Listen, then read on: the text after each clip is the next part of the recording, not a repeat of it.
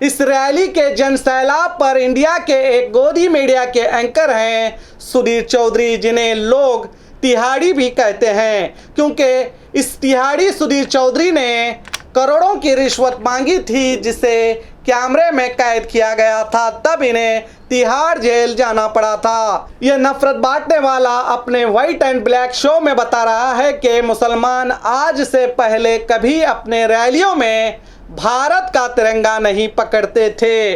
वो अपने रैलियों में हरे रंग के धार्मिक झंडे पकड़ते थे। और साथ ही साथ ये एक वीडियो दिखा रहा है जो आप स्क्रीन पर देख रहे हैं। इस वीडियो में ये कहता है मुसलमान इससे पहले अपने रैलियों में हरे रंग के झंडे पकड़ते थे। मुसलमानों के नेताओं ने रणनीति को बदला है और अब वो अपनी छवि को बदल रहे हैं और अब आज का मुसलमान अपने आप को राष्ट्रवाद से और तिरंगे से जोड़ रहा है। इससे पहले आपने इस तरह की रैली में तिरंगे झंडे का इस्तेमाल कभी नहीं देखा होगा, लेकिन पहले जब मुसलमान इस तरह की यात्राएं निकालते थे, विरोध प्रदर्शन किया करते थे, रैली किया करते थे, तब इनमें उनके हाथों में हरे रंग के धार्मिक झंडे होते थे।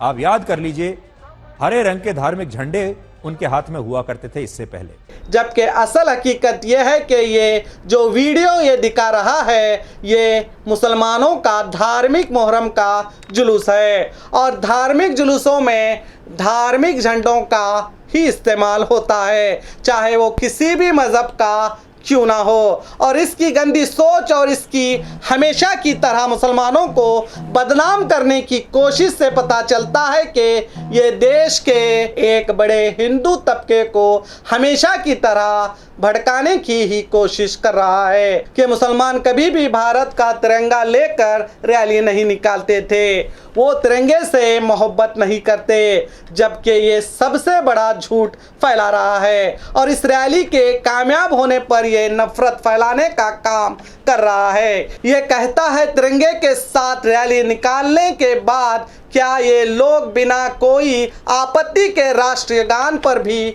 बिना किसी आपत्ति के खड़े होना शुरू करेंगे? तिरंगे के साथ यात्रा निकालने के बाद क्या अब ये लोग राष्ट्रगान पर भी बिना किसी आपत्ति के खड़े होना शुरू करेंगे?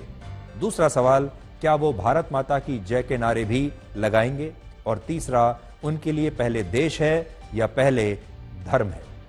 इस व्यक्ति के अंदर कितनी नफरत भरी होगी। ये कह रहा है कि भारत के मुसलमान राष्ट्रीय गान पर खड़े नहीं होते, ये झूठ फैला रहा है। दूसरा सवाल ये करता है क्या वो भारत माता की जय के नारे भी लगाएंगे? इस नफरती रिश्वतखोर तिहारी को पता नहीं शायद भारत की जय हिंदुस्तान जिंदाबाद भी नारा ही है और ये नारा भारत से मोहब्बत करने वाले ही लगाते हैं, देशद्रोही नहीं। और रही माता की बात, तो मुसलमान अपनी माँ के सिवा किसी को या किसी चीज़ को माता नहीं कहते। और तीसरा सवाल ये करता है उनके लिए पहले देश है या पहले धर्म? तो मैं इस बेवकूफ़ को बता दूं, हर धर्म के मानने वालों के लिए पहले उसका धर्म होता है और धर्म ही देश से मोहब्बत करना सिखाता है। इन जैसे जाहिलों की वजह से आज देश में नफरत की आग बार बार लगाई जाती है और ये चाटुकार एंकर आगे कहता है हमारे देश का मुसलमान बदल रहा है। ये बात पक्की है। तो मैं इस तिहाड़ी से यही कहूँगा, भारत का मुसलमान ना बदला है ना बदलेगा। वो कल भी देश से मोहब्बत करता था, आज भी मोहब्बत करता है और क़यामत तक करता रहेगा। काश तुम भी भारत से मोहब्बत करते तो ना ही इस तरह की बात करते, ना ही अपने चैनल में सुबह शाम हिंदू मुस्लिम करते दिखाई देते। जबकि देश की कई समस्याएं हैं, उन समस्याओं को छुपाकर भाई भाई को सिर्फ लड़ाने का काम किया जा रहा है, जो देश के सभी नागरिकों के लिए ये खतरा है। ये एंकर खुले तौर पर मुसलमानों को देश से और देश के तिरंगे से, राष्ट्रगान से मोहब्बत इस रैली से पहले नहीं है कह रहा है। ये एक बड़ा इल्ज़ाम लगा रहा है, जबकि कोई भी हो जो किसी मज़हब के खिलाफ इस तरह के शब्दों का इस्तेमाल करता है उस पर तो कानूनी कार्रवाई करनी चाहिए, मगर यहाँ तो इसके वीडियो को वायरल करने का काम किया जा रहा है बिना इसके शब्दों को जाने।